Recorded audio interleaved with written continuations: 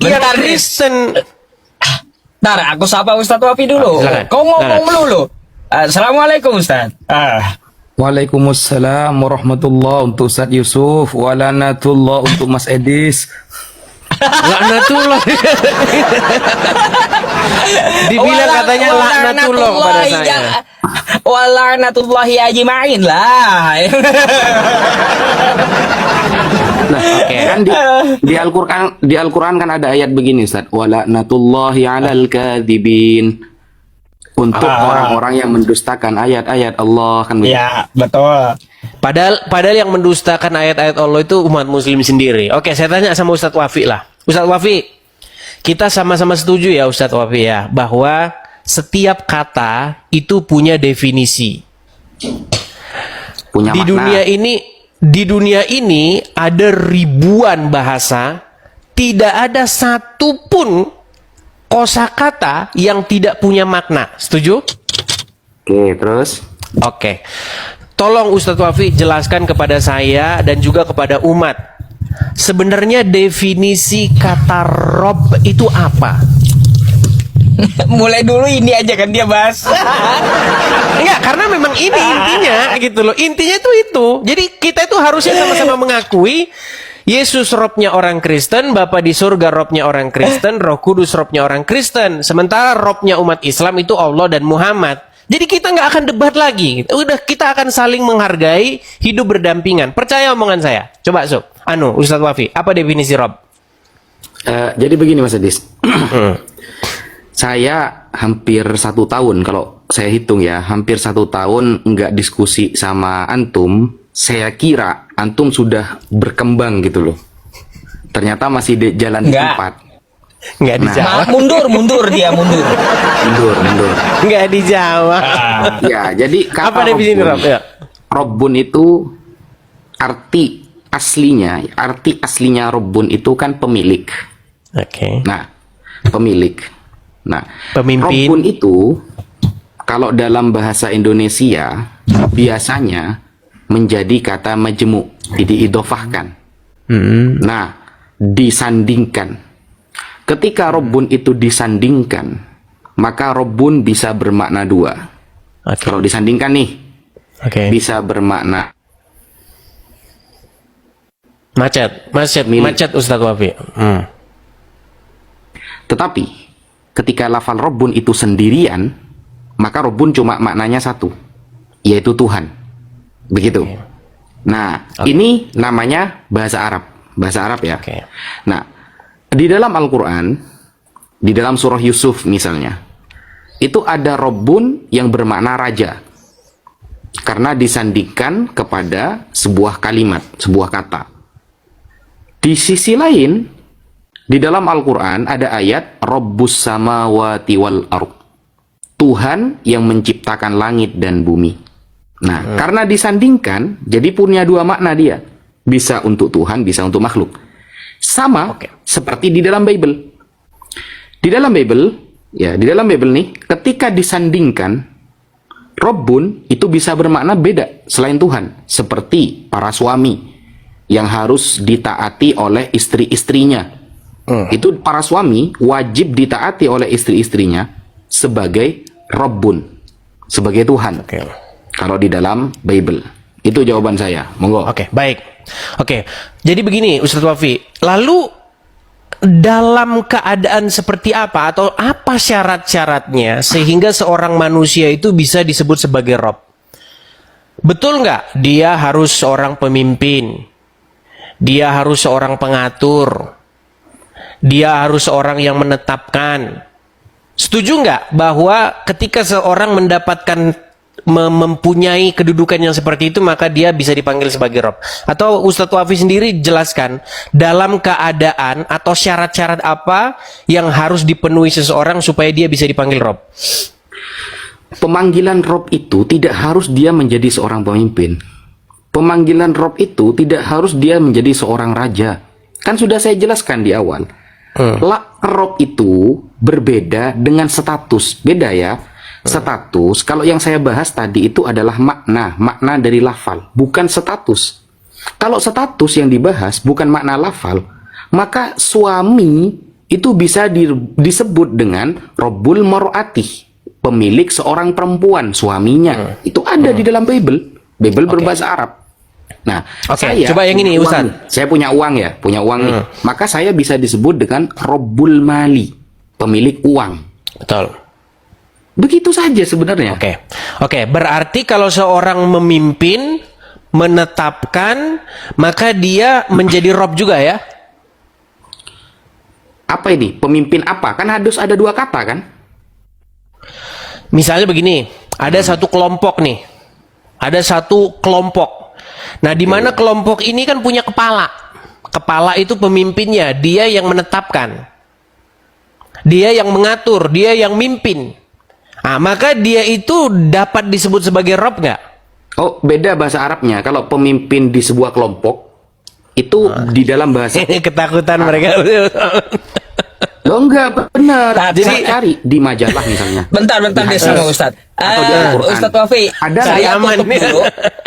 Ustaz Wafi, bentar sebelum ditanggapi, saya tutup kamera dulu dan saya diam. Nanti kesannya kan keroyokan katanya. Nah, jadi saya diam ya sama Ustaz Wafi dulu. Oke, Lanjut. setuju. Oke, jadi begini Ustaz Wafi. Nah, Tadi kan saya Anda itu Mas mendefinisi. Edis, tunggu dulu ya. Saya itu Mas Edis, membaca majalah bahasa Arab, membaca kitab bahasa Arab itu bukan setahun 2 tahun, 9 tahun. 9 tahun. Jadi saya tidak pernah menemukan dalam konteks bahasa Arab pemimpin di sebuah kelompok kecil itu sebutannya Rob, bukan. Kalau kelompok besar? Itu ada istilahnya qaid, pembimbing. Kalau Ada kelompok besar? istilahnya imam. Apa? Kalau di kelompok besar bisa disebut sebagai Rob nggak? Nah, kalau di kelompok besar biasanya sebutannya sayyid. Oke, lalu kenapa itu di dalam surat Yusuf itu dia disebut sebagai Rob? Itu raja, bukan pemimpin kelompok, raja. Di mana dia dikatakan raja? Nggak ada di situ dikatakan raja dia. Aduh, kan Al-Quran pakai bahasa Arab, Dis. Bukan, di dalam surat Yusuf ayat 23 itu Tidak ketika mungkin di Yusuf. surat Yusuf tertulis raja, Dis. Kan ini bahasa Oke, Arab, kan? gini aja dah, biar enak kita. Menurut Al-Quran berapa robnya Nabi Yusuf? Robnya Nabi Yusuf satu. Robnya Nabi Yusuf satu. Kenapa di dalam surat Yusuf ayat 23 dia punya 2 rob? Oh enggak, yang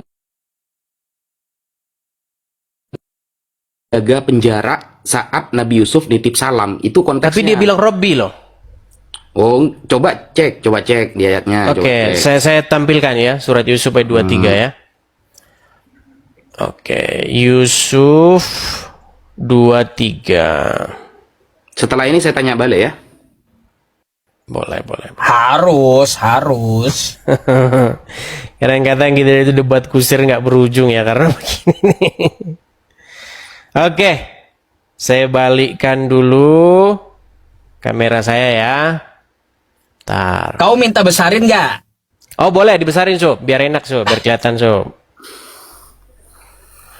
Oke, ya. Ini surat Yusuf ayat 23 ya. Kelihatan ya? Ya. Oke. Di sini jelas-jelas dia kata-kata ya, innahu nih. Aduh, sebentar. Sabar. Tidak ada internet. Sabar Sob, tenang. Nih ya. Kelihatan nggak kata-kata innahu rabbi, betul nggak? Terus? Nah, waktu dia mengucapkan innahu itu artinya sesungguhnya, rabbi. Ini maksudnya kata rabbi ini ditujukan kepada siapa? Kepada raja. Nggak kedengeran? Kepada raja. Nggak kedengeran? Kecil Tat, suaranya kecil. Kepada raja. Oke, berarti ditujukan kepada manusia, betul? Ya, manusia. Nah, waktu dia bilang Robbi itu manusia, Allah termasuk Robbinya juga nggak? Iya, terus? Berarti berapa Robnya Nabi Yusuf di sini? Gini, boleh saya jawab? Boleh nggak saya jawab nih? Gini, sebelum dijawab, saya cuma bilang begini. Gini, Ustadz, yang menjadi keprihatinan saya, ketika kita menyebut Yesus sebagai Tuhan, Bapa di surga sebagai Tuhan, itu sebenarnya sama kayak begitu loh Ustadz. Jadi Yesus itu Rob kami, Bapa di surga juga Rob kami, begitu. Oh, paham. Maksud Anda, kata Tuhan yang disematkan kepada Yesus bukan Tuhan penguasa, tapi hanya sekedar pimpinan di bumi, gitu. Emang definisi Tuhan itu apa? Nah, kan gini, Anda bertanya ke saya, seolah-olah Rabbun itu ada yang manusia, ada yang sang penguasa segalanya.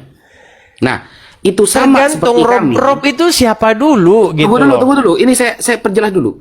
Anda mengatakan sama seperti kami, Ustadz.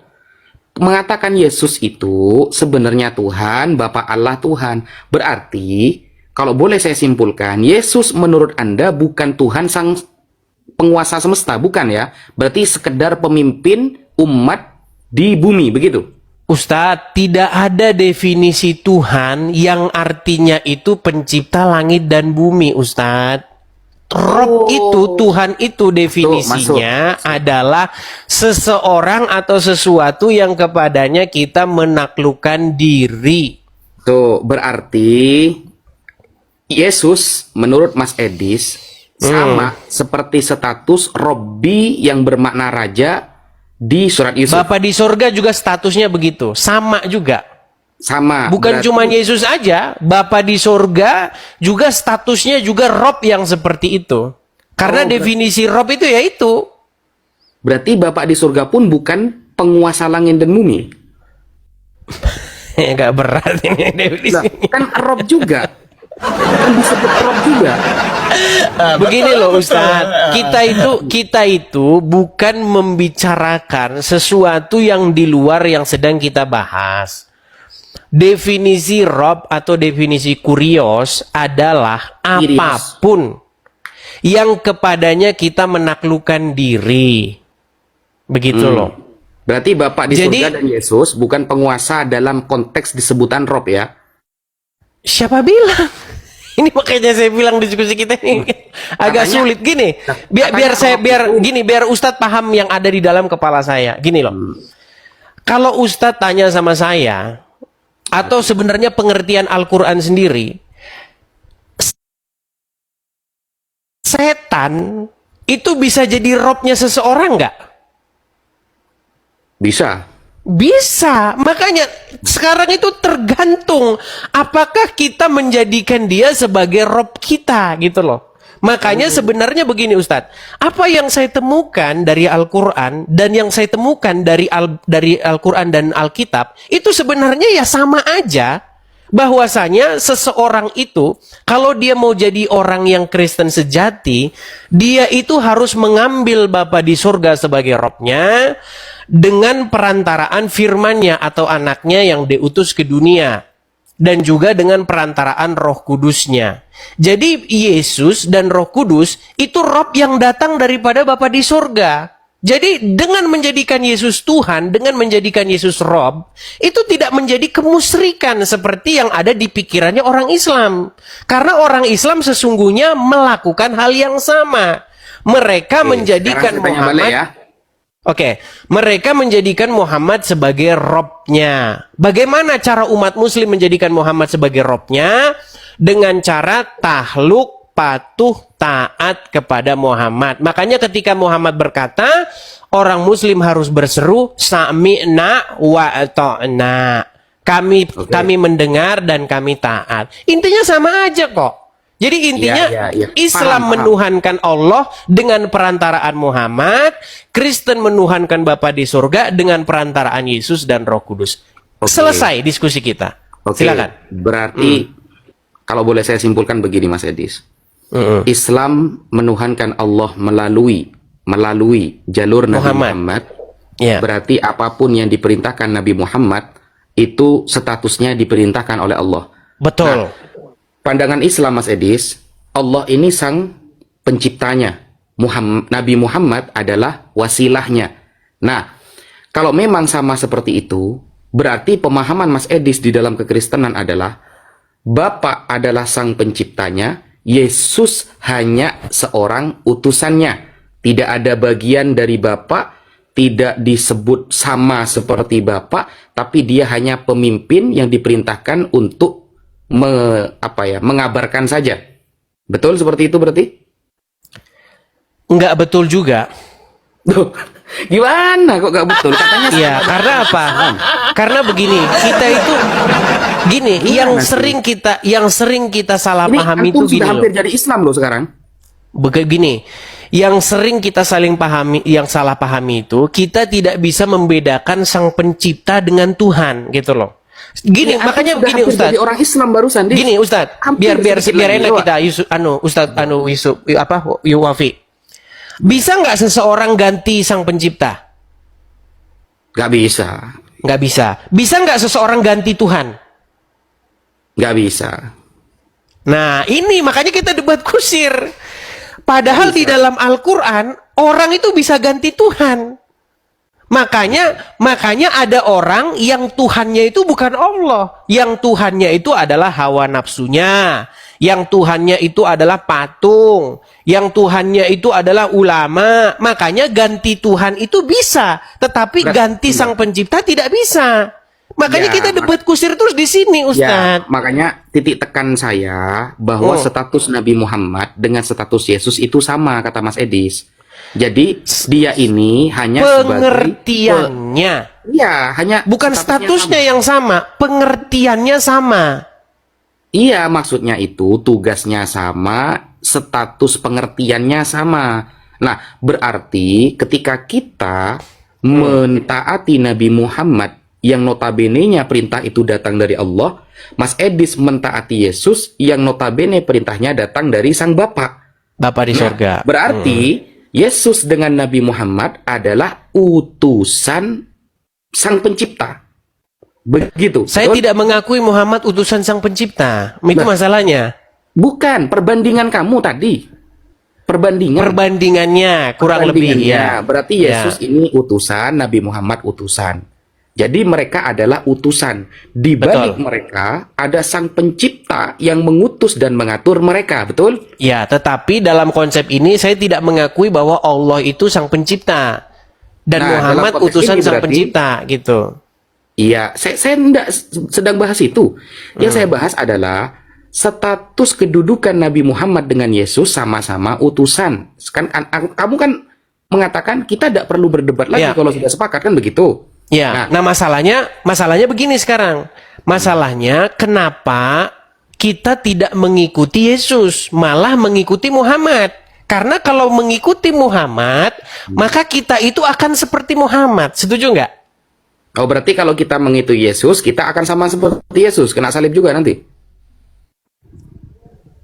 Inilah. Berarti kalau mengikuti Muhammad, kita akan seperti Muhammad tinggal di Arab.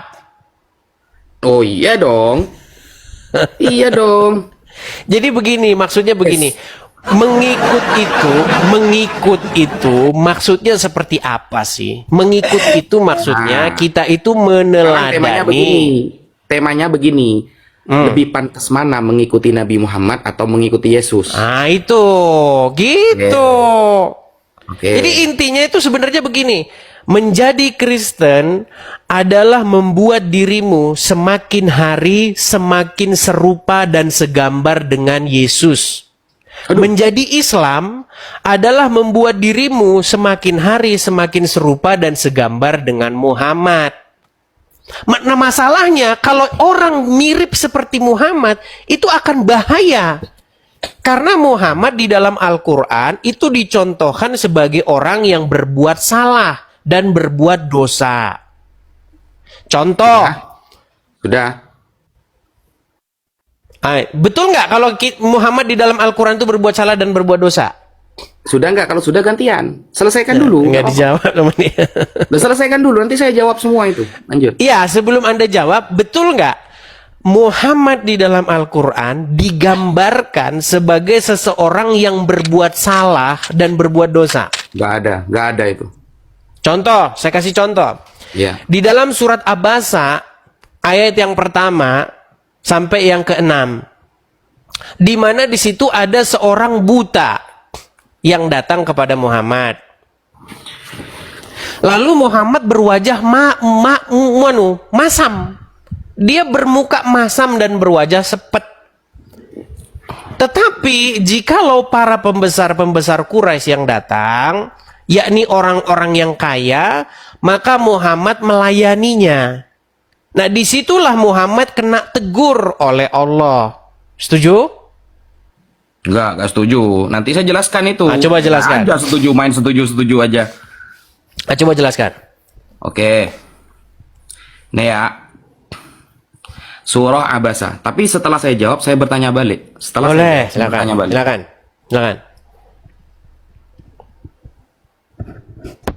Kabur nanti ini di sini. Kalau saya ini nggak perlu namanya itu, saya tidak perlu banyak kesana kemari, enggak, langsung data yang saya sebutkan. Langsung data. Begitu ya. Nih ya. Bismillahirrahmanirrahim. Abasa wa tawalla an ja'ahul a'ma. Saat itu wajah Nabi bermuka masam ketika ada seorang buta yang mendatanginya. Nah, kenapa wajah Nabi bermuka masam, Mas Edis? Apakah karena yang datang adalah orang miskin?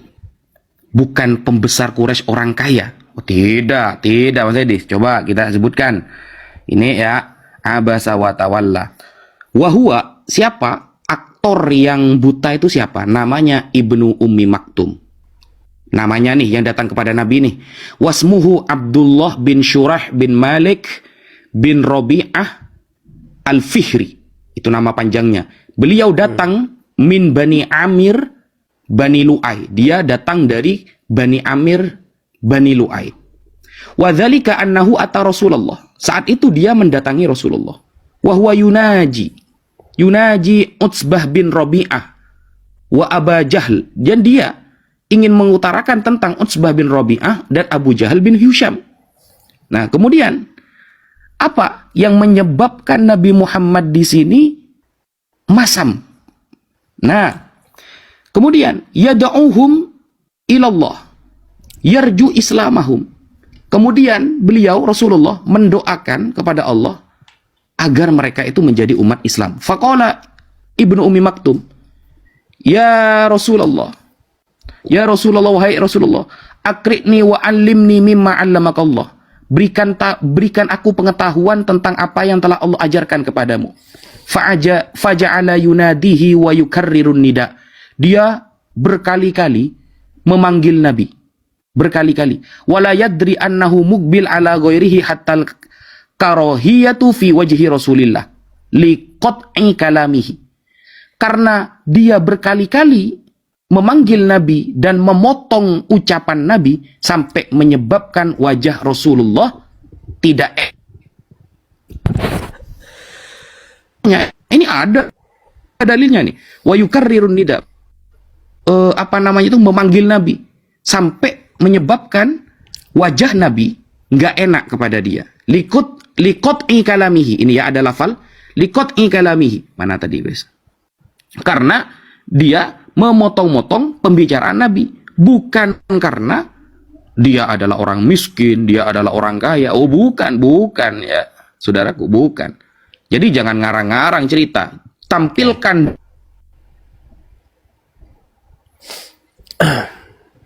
Macet-macet, Wafi. Putus-putus, Ustaz. Walaupun udah dipanggil gurunya Yusuf PE, tapi masih babak belur juga. Gak apa-apa. Nah, nih ya. Ini tunggu dulu saya mau tanya balik. Enak aja nanya terus. Nah, tunggu. Nah, ini ya, liqat'i kalamihi karena memotong-motong pembicaraan Nabi. Sekarang saya tanya kepada Mas Edis. Ya. Sekarang saya tanya ke Mas Edis. Nih. Misalnya begini.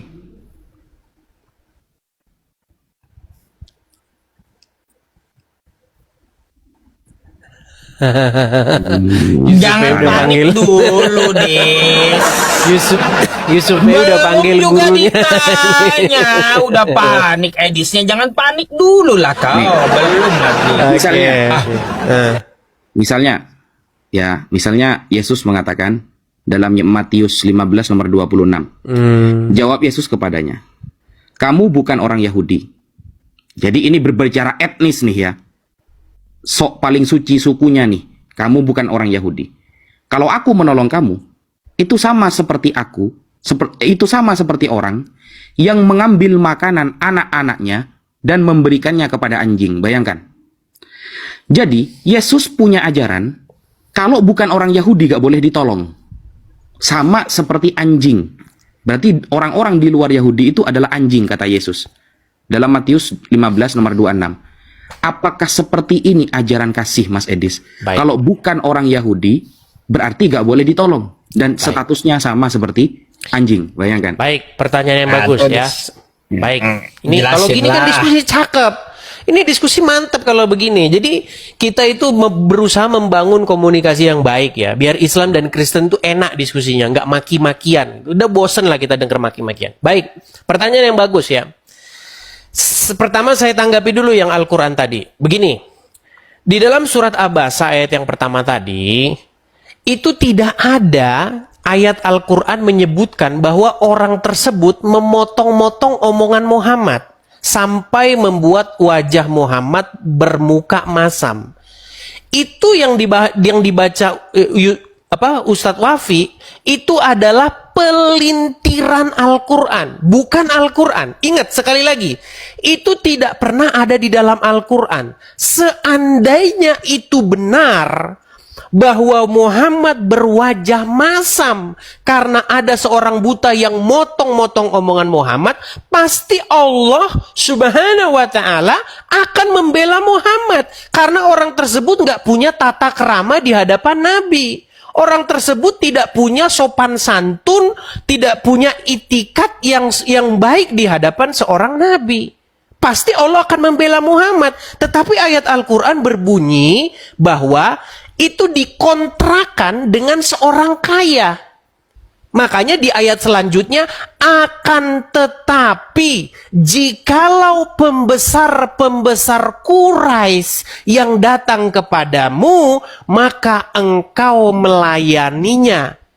Makanya di dalam ayat tersebut dikatakan, dia Muhammad berwajah masam dan berpaling ketika seorang buta datang kepadanya. Ayat keempatnya, ayat ketiganya, tahukah kamu bahwa barangkali ia ingin membersihkan diri? Ini udah ada klarifikasinya. Nggak ada di sini dikatakan dia datang kepadamu untuk memotong omonganmu. Nggak ada. Di sini jelas loh. Tahukah kamu barangkali ia ingin membersihkan dirinya dari dosa, atau ia ingin mendapatkan pengajaran, lalu pengajaran itu memberi manfaat kepadanya. Nah, ini aslinya, ini Al-Qur'annya, bukan pelintiran yang dibacakan oleh Ustadz Wafi tadi. Lalu dikatakan di ayat 5-nya, adapun orang-orang yang merasa dirinya serba cukup, maksudnya adalah pembesar-pembesar Quraisy yang orang kaya, serba cukup punya duit, maka kamu melayaninya. Nah, ini sebenarnya Al-Quran ini membongkar sosok Muhammad yang membeda-bedakan orang. Kalau sama orang miskin, ibarat kata begini, sekarang banyak ustadz, banyak pendeta, pastor yang mata duitan. Kalau jamaahnya miskin, nggak punya duit, susah itu dihubungin, nggak bakal ada waktu. Di mana Pak Pendeta, di mana Pak Ustadz, tolong Pak Ustadz begini, sibuk. Tapi kalau orang kaya, jamaahnya kaya, dia siap. Nah, ini sosok Muhammad digambarkan yang seperti itu. Makanya kita itu tidak boleh mirip dengan Muhammad. Kita harus mirip dengan Yesus. Kemudian, masalah Matius tadi. Di situ, kalau kita baca konteksnya, itu adalah peristiwa di mana seorang perempuan Kanaan datang kepada Tuhan Yesus. Dia memohon kepada Tuhan Yesus sesuatu. Harus dibaca sampai selesai loh. Baca sampai selesai. Terima kasih, terima kasih.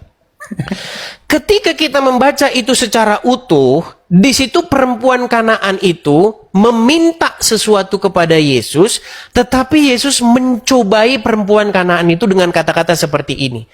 Tidak baik memberikan roti yang diperuntukkan untuk anak-anak, lalu melemparkannya kepada anjing.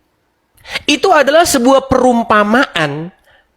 Sama seperti ketika orang Indonesia ngomong ada udang di balik batu, bukan berarti si itu udang, enggak. Nah, kemudian perempuan itu menanggapi Tuhan Yesus. Tetapi anjing itu pun makan dari remah-remah yang jatuh dari meja tuannya. Tahu nggak apa respon Tuhan Yesus pada akhirnya? Dia membenarkan seorang perempuan Kanaan tersebut. Makanya dibaca secara penuh. Makanya Tuhan Yesus mengasihi baik orang-orang Yahudi maupun perempuan Kanaan sekalipun. Begitu. Makanya dibaca yang utuh. Silakan. Jadi begini teman-teman, bedanya nih jawaban saya dengan Mas Edis. Kalau jawaban saya diambil dari namanya tafsir Ma'alimut Tanzil, para ulama, Iya. pakar dalam Al-Quran. Sedangkan jawaban Mas Edis tentang Bible, kita dengar dari seorang Edis TV. Jadi begitulah ya. Jadi ketika Mas Edis melarang kita untuk memberikan pemahaman Al-Quran dari para ulama, secara tidak langsung, dia sedang menjelaskan Bible-nya sesuai otaknya dia, sesuai kehendaknya dia. Nah, ini bedanya. Islam itu dalam memahami konteks apapun di dalam Al-Quran, kita serahkan kepada ahlinya, Mas Edis. Namanya para ulama. Jadi kita tidak bisa mau memaknai Al-Quran, kelemahan kita dalam bahasa Arab, lalu dimaknai oleh ulama yang pakar bahasa Arab, beliaulah yang tahu konteksnya. Sedangkan ketika Mas Edis menolak ulama nih keterangannya, Anda hanya pakai terjemahan.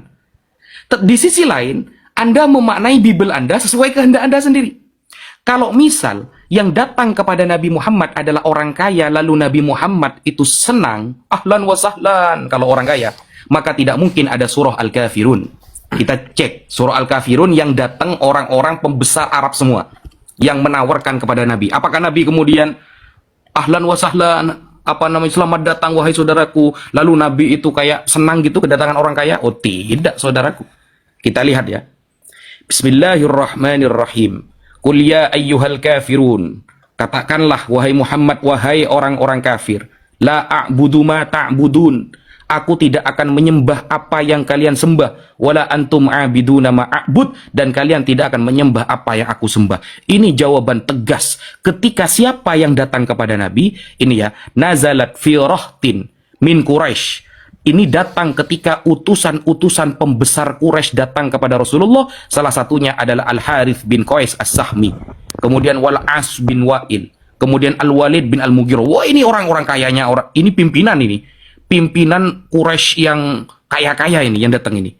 Kemudian bin Abdi Yaghuth. Kemudian Wal-Aswad bin Al-Muttalib bin Asad. Wa Umayyah bin Khalaf. Qalu ya Muhammad halumma fattabi. Wahai Muhammad, ayo ikuti kami, fattabi dinana, wa nattabi dinaka. Nanti kalau kamu ikut agama saya pun akan ikut agama kamu. Tapi Allah langsung turunkan surah Al-Kafirun bahwa Nabi Muhammad jangankan senyum, tapi beliau menjawabnya dengan tegas tanpa senyuman, menunjukkan bahwa beliau Rasulullah, beliau bukan utusan dunia, tapi beliau adalah utusan Allah Subhanahu wa taala. Ada buktinya dalam Al-Qur'an. Makanya kata Mas Edis, jangan dibaca separuh-separuh. Hanya ketika Ibnu Ummi Maktum datang, Nabi Muhammad mukanya masam, lalu ditafsiri, oh nanti kalau ketemu orang kaya, Nabi Muhammad akan senang. Ternyata ketika turun surah Al-Kafirun, Nabi Muhammad tegas, wahai orang-orang kafir, kata Nabi Muhammad. Bukan begini, wahai saudaraku, mohon maaf ya, mohon maaf, afwan, al-afu, saya tidak bisa ikut kamu. Oh tidak, Nabi Muhammad mengatakan, ya ayyuhal kafirun, wahai orang-orang kafir. La a'budu ma ta'budun. Aku tidak akan pernah menyembah apa yang kalian sembah. Apakah Nabi Muhammad kememes-kememes? Senyum-senyum karena di depannya orang kaya? Tidak, saudara. Itu tertulis dan diabadikan oleh Allah di dalam surah Al-Kafirun. Sedangkan kita dari tadi, ketika bertanya tentang Matius, bahwa kata Yesus, jawab Yesus adalah, ketika aku menolong kamu, karena kamu bukan orang Yahudi, berarti aku menolong anjing. Berarti orang yang di luar Yahudi, kata Yesus, adalah anjing. Kita tidak menjelaskan keterangan itu dari pakarnya. Tapi Mas Edis langsung menjelaskan pribadinya. Bahkan Mas Edis mengatakan ini kan perumpamaan.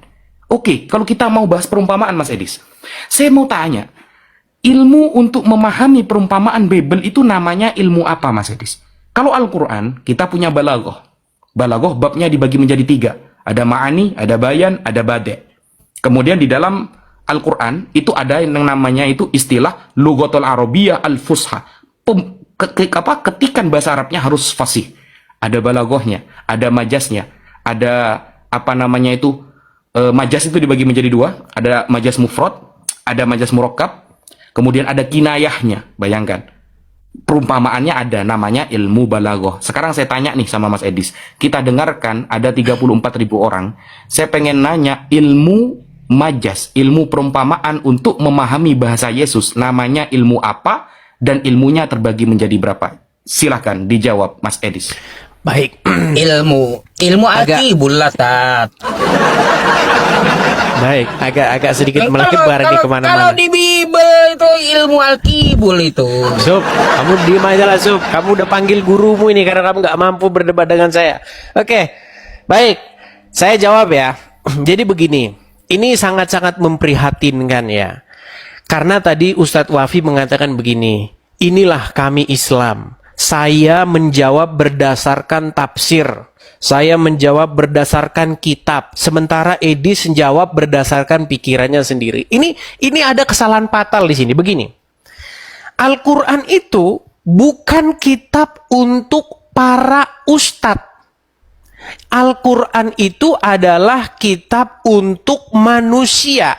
Sementara umat muslim telah membuat Al-Quran itu hanya untuk ulama-ulama saja. Tidak boleh orang-orang seperti Ustadz Wafi, Yusuf PI pakai akalnya, tidak boleh pakai pikirannya. Harus pakai pikirannya ulama-ulama. Nah, pemahaman seperti ini teman-teman, apalagi di Indonesia, itu sudah dicekokin dari orang itu masih kecil. Kamu nggak boleh nafsir Al-Quran karena kamu nggak punya otak dan nggak punya pikiran. Yang boleh nafsir Al-Quran itu hanyalah ulama-ulama saja. Nah, berangkatlah kamu ke pondok pesantren, kirim duit kamu ke sana. Nah, inilah yang mengakibatkan umat tidak bisa berpikir, umat tidak bisa punya pemahaman, umat tidak berkembang, sehingga yang berpikir haruslah para ulama saja. Sehingga apa? Sehingga orang berbondong-bondong dikirim ke pondok pesantren untuk manggut-manggut apa kata ulama mereka. Yang demikian itulah kesesatan mereka yang tidak melampaui batas. Padahal di dalam Al-Quran tidak ada ayat yang mengatakan bahwa orang biasa tidak boleh berpikir, orang biasa tidak boleh menafsirkan atau memahami Al-Quran. Gak ada. Al-Quran itu memang harus dipahami oleh para pembacanya semua. Siapapun yang membaca Al-Quran itulah yang harus memahaminya. Gak boleh harus, kalau saya gak boleh harus pakai otaknya si Anu. Gak boleh begitu, Ustaz. Lagian, kalau akhirnya kita mengikuti para ulama tadi, yang Pak Ustadz tunjukkan tadi kitabnya, kita malah tersesat karena apa? Karena mengikuti pelintiran dan karangan-karangan mereka. Karena apa? Karena Al-Quran jelas mengatakan, orang itu datang kepada Muhammad, bisa jadi dia ingin mendapat pelajaran. Boleh jadi dia mencari petunjuk, tapi boro-boro buru-buru difitnah bahwasanya dia datang kepada Muhammad katanya untuk motong-motong omongan Muhammad. Nah, inilah yang mengakibatkan umat muslim sekarang sudah menuju kepada sebuah pemahaman bahwa Al-Quran itu hanya boleh dipahami dan dipelintir oleh ulama-ulamanya. Itu pertama. Kemudian yang kedua, tadi Ustadz Wafi mengatakan kepada saya bahwa saya itu menjawab berdasarkan pikiran saya sendiri. Jadi Ustadz Wafi membawa kebiasaan dalam agama Islam bahwa orang Kristen itu harus menjawab Bible berdasarkan pelintiran orang. Tidak seperti itu metode dalam Kristen. Metode dalam Kristen adalah membaca apa yang tertulis di dalamnya. Saya bacakan. Tadi ini kan yang Pak Ustadz bahas. Baik, saya balik dulu kamera saya. Bisa dibesarkan Yusuf PI. Nih, ini enaknya orang Kristen. Bukan pakai kitab pelintiran. kita pakai apa yang tertulis saja di dalamnya. Perhatikan, perempuan Kanaan yang percaya. Jadi orang-orang Kanaan itu sebelumnya saya kasih dulu backgroundnya ya. Orang-orang Kanaan itu berbeda keyakinan dengan orang-orang Yahudi. Orang-orang Kanaan ini adalah penyembah dewa Molok. Mereka berbakti kepada allah-allah lain.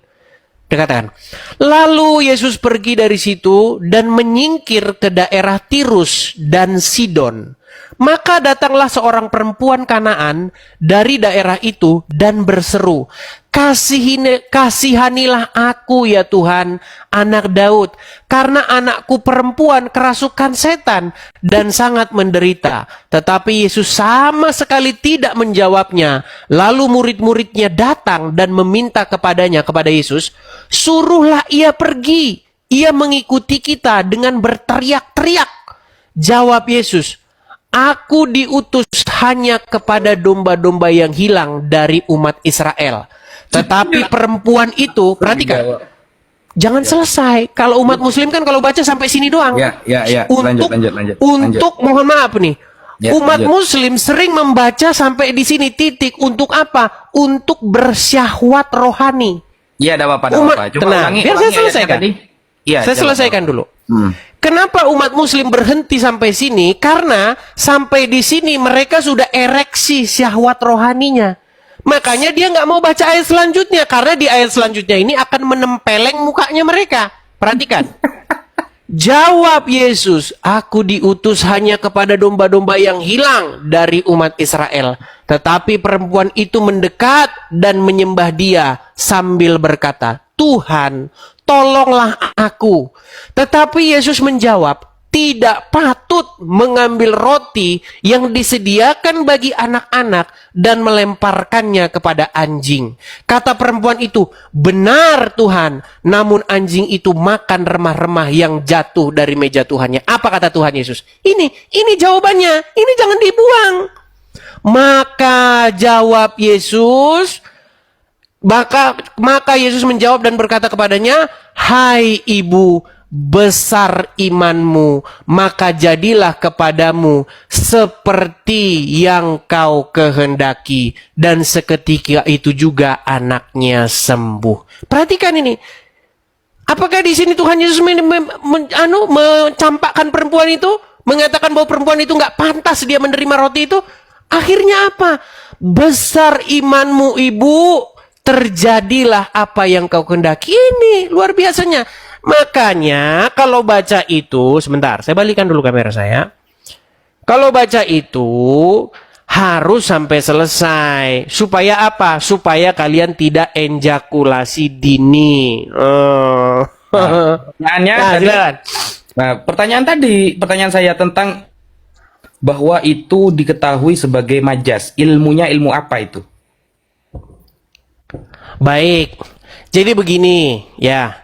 Apakah kalau kita sedang berbicara sesuatu yang mengambil contoh-contoh, misalnya ada udang di balik batu, misalnya, atau seorang laki-laki yang memuja perempuan, engkaulah matahariku. Kan ada lagunya, engkaulah matahariku. Apakah itu langsung dia matahari? Kan tidak. Ketika kita berkata, Saya nanya ilmunya. ada udang, tenang, ada udang di balik batu. Apakah kita lagi ngomongin udang yang ada di balik batu? Kan tidak. Nah, ketika Yesus berkata, tidak baik memberikan roti, yang roti ini sebenarnya diperuntukkan untuk anak-anak nih. Tetapi kok malah dilemparkan kepada anjing? Apa kita berbicara soal anjing? Tidak. Itu berbicara mengenai sebuah metafor. Makanya kalau baca Bible ilmunya itu, namanya apa? ilmunya namanya apa? Ya pakai akal logika lah. Gimana? Ya kan? Akibul kita begini loh, Wafi. Kita itu tidak boleh. Bully dari tadi teman-teman. Yaitu penonton yang menilai. Gini saja. Kita tidak usah saling menilai. Semua dikembalikan kepada penonton. Nah, silakan tanggapannya. Ternyata saya 5 menit mendengarkan jawaban Mas Edis dikibuli kita. saya kira begini. Ada Ya. ilmu sastra tentang pemahaman Bible bahwa perumpamaan ini nanti arahnya ke sini, perumpamaan ini arahnya ke sana. Saya kira ada keren lah gitu ya. Karena begini Mas Edis, kita disajikan kitab suci Bible dalam pandangan Anda ya, itu dalam berbahasa Indonesia, sudah berbentuk bahasa Indonesia. Jadi, kalau memang perumpamaan itu sesuai otak kita masing-masing, maka jangan pernah salahkan umat Islam ketika umat Islam memahaminya sedemikian rupa. Karena kita sudah disajikan bahasa Indonesianya, gak ada ilmunya gitu loh. Beda sama Quran Mas Edis. Kalau Quran, sebelum belajar Quran nih, Rasulullah sudah mengatakan, ini bukan saya ya, ini bukan pribadi saya yang mengatakan kita harus ikut ulama, bukan dari saya. Tapi dari orang itu diturunkan Al-Quran oleh Allah, siapa? Nabi Muhammad Sallallahu Alaihi Wasallam.